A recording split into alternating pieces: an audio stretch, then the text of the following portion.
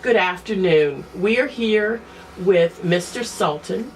On behalf of Congressman Gerald Connolly, we are at his office, the Prince William County District Office, and it is Friday, March 14, 2014, and the time is 1:15.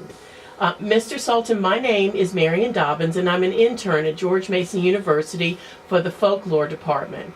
And as you're aware, Congressman Connolly has taken the initiative to create the Northern Virginia Civil Rights Archive, and that's to commemorate the 50th anniversary of the signing of the Civil Rights Act. On behalf of the Congressman, the Library of Congress, George Mason Folklore Department, and the library systems of Prince William County and Fairfax County, I want to thank you for your participation in this historic project. Are you ready to get started? Yes, I am. Great. Well, let's start first with you giving us your full name, your date of birth, and where you grew up. Okay. My name is Norman Sultan, Sr. I grew up in Bailey's Crossroads, Virginia. And at an early age, I grew up, my grandparents raised me. My grandfather was a minister, and we had a very strict household. You know, we were taught at an early age respect and how to stay out of trouble. It sometimes was a little difficult, but we did. And it just was wonderful. I will never forget my grandmother. My grandmother was very, meant a lot to me. I think about her and I talk about her quite often now. What were your grandparents' names?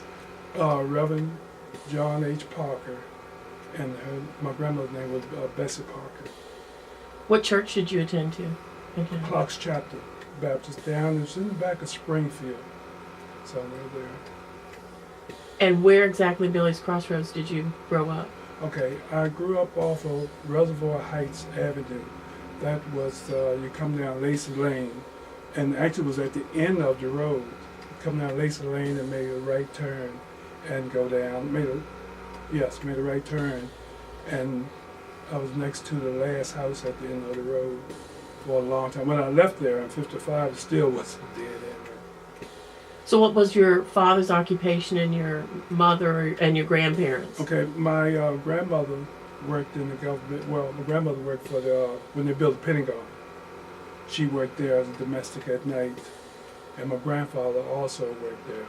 Other than the pastor, he was a pastor on the weekend and Sundays. My father lived in Washington. He had a trucking business. He used to haul newspapers, drop bones of newspapers at the stores at night, and after a while I would help him.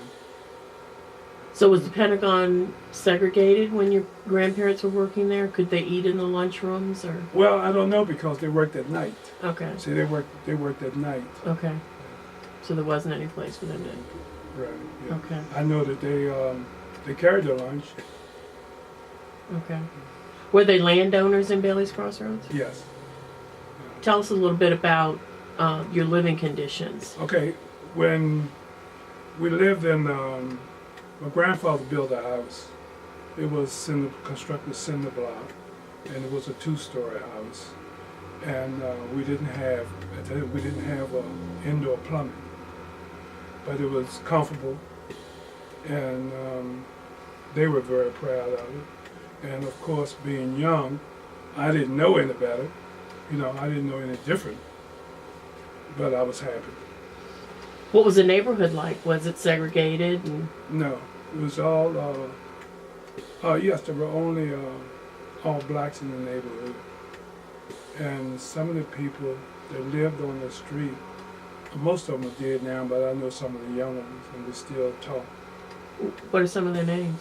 Lawrence Newman and the Hawkins. There was a large family of Hawkins, and Floyd Smith, and the Pinketts. We lived next door to the Pinketts. And in fact, I saw one of the girls the other night at a birthday party. Were they all landowners like your grandparents? Yes, they were. So what was your schooling like, your elementary school? Well, elementary school, we went to Bayless. It was Bayless Elementary. It was a 3-room school, and in fact, we had a couple of classes in each room, and we would go to school in the morning, and they would have something like hot chocolate and some kind of I think it's gingerbread, some kind of little cake or something like that. And you were welcome to that. We had that, and that was about it. That was about it. And we carried our lunch. What were the conditions of the school? Did you have hand-me-down? Cold. There was a big coal burning stove in the middle of the floor, in the middle of the room. And I can remember a young man by the name of Charles Marshall, who was I guess the custodian at that time, because he would go there early and make the fire, keep the fire going. But the school was cold. And the books? The books were more old. We had hand-me-down books. The books were old. Was it overcrowded? Or?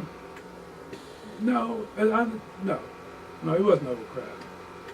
So what was race relations like when you were growing up in Bayless Crossroads? At the end, as you come in Bayless Crossroad off of Lacey Boulevard, onto Lacey Boulevard, there was a family that lived right there on the corner, a white family.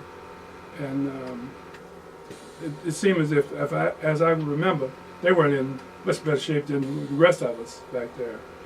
But there was always some little problem, throwing rocks, calling names and stuff like that. But other than that, nothing really major, because that's where we used to catch the bus to go to school at when we started going to high school. Okay. So when you would go places outside of your community, maybe to shop, where did you go? Well, at Bayless Crossroads, at Route 7 in Columbia Pike, there were 3 stores there, 3 country stores there: Irving Payne, Claude Oliver, and Dowden. And so we used to go there to shop for, milk and bread and stuff of that nature. But we had to go to Washington for all other shopping.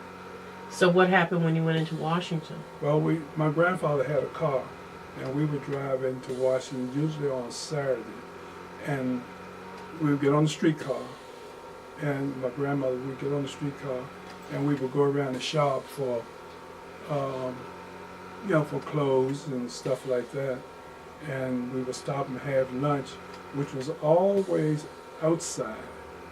There was a window. Now, that's where we would go and have lunch, and I can remember get the sandwiches there.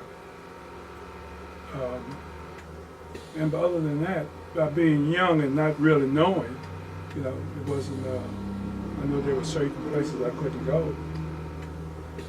Did you have problems finding places to go to the bathroom, or were they segregated? Yes, the bathroom was segregated. We always had to ask. We went into some of the stores to go to the bathroom. Were you always relegated to the basement of the stores? To the basement or usually a back room. There was always a bathroom in the area. I think where the employees would change and so forth, get ready for work. There was always a little bathroom, always a little cubby hole or something like that. Was there ever any violence, racial violence in your community? I don't remember it. You talked a little bit about a cousin that had been... Yes, I had a cousin who was much older than I.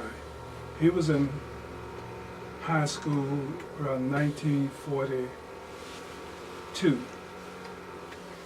and he was killed by a policeman from Fairfax County. And I was too young to really know all the details, but I know it was a lot of, my family was very unhappy about it. Did they feel like there wasn't any recourse they could do? Oh, definitely so. There's nothing they could do about it. I can't ever remember. I used to go everywhere with my grandmother, And but I can't ever remember going to court or anything of that nature. I just remember the neighborhood, and talking about it. Did your grandparents ever vote?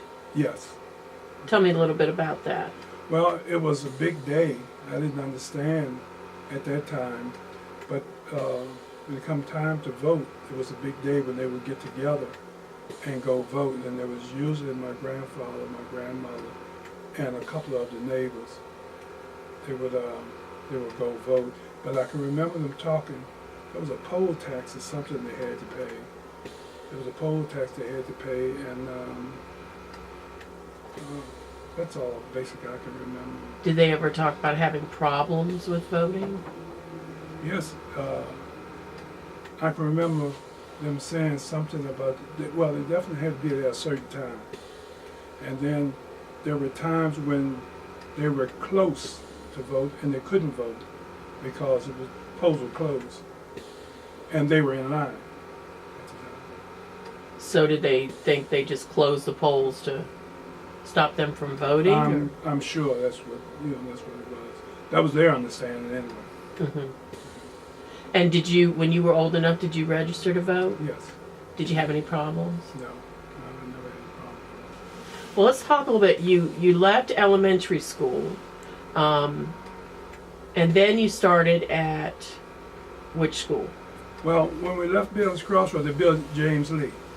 Okay. And we went to school. I was with the first, 7th grade at James Lee. And we were bused up there. The lady who drove the bus was a lady by the name of Marjorie